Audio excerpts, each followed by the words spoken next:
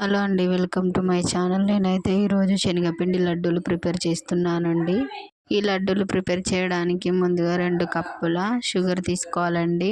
మీరు ఎన్ని లడ్డూలు కావాలనుకుంటున్నారో దానిని బట్టి షుగర్ తీసుకోండి. షుగర్ ఏ కప్తో అయితే తీసుకుంటున్నారో అదే కప్తో పిండిని కూడా తీసుకోవాలి. సో నేనైతే 2 కప్పుల షుగర్ తీసుకున్నానండి. దీన్ని మిక్సీ పట్టుకోవాలి, మంచిగా మెత్తగా రావాలి. 1 కప్పు పిండి తీసుకుంటే 1 కప్పు షుగర్ తీసుకోవాలి, లేదా 2 కప్పుల పిండి తీసుకుంటే 2 కప్పుల షుగర్ తీసుకోవాలండి. 2 ఈక్వల్గా ఉండాలి. వీడియోలో చూపిస్తున్న విధంగా షుగర్ని అయితే మెత్తగా మిక్సీ పట్టుకోవాలండి. చూడండి ఎంత మెత్తగా కనిపిస్తుందో కదా. ఇలా మెత్తగా గ్రైండ్ చేసుకున్న షుగర్ని ఒక ప్లేట్లోకి తీసుకోవాలి. షుగర్ పక్కన పెట్టేసి మళ్ళీ మనం శనగపిండి తీసుకోవాలండి. ఇది కూడా సేమ్ 2 కప్పుల శనగపిండిని జల్లించి తీసుకోవాలి. ఎందుకంటే శనగపిండి మెత్తగా ఉంటేనే లడ్డూలు స్మూత్గా వస్తాయండి.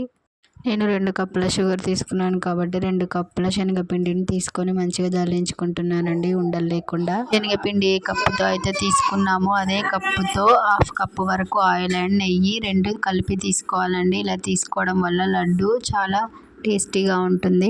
ఆన్ చేసి బౌల్ పెట్టేసి అందులో ఈ నెయ్యి అండ్ ఆయిల్ 2 కలిపి తీసుకున్నాం కదండి, అది వేసి మంచిగా కరిగించాలి. మంచిగా కరిగిన తర్వాత ఆయిల్ మంచిగా వేడవ్వాలండి. ఇలా వేడయ్యిందో లేదో అని మనం చేయి పెట్టి అయితే చూసుకోవాలి.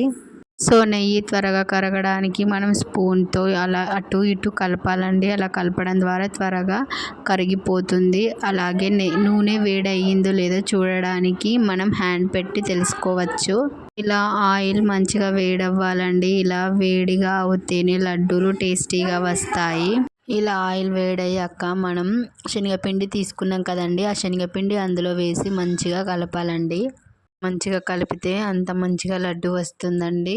సో అందుకని మంచిగా అటు ఇటు కలుపుతూ వేయించాలండి.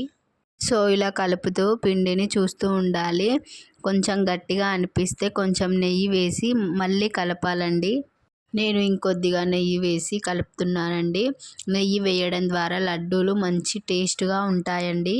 సో ఇలా కలుపుకున్న తర్వాత యాలకుల పొడిని కూడా వేసి మంచిగా ఒకసారి కలపాలండి.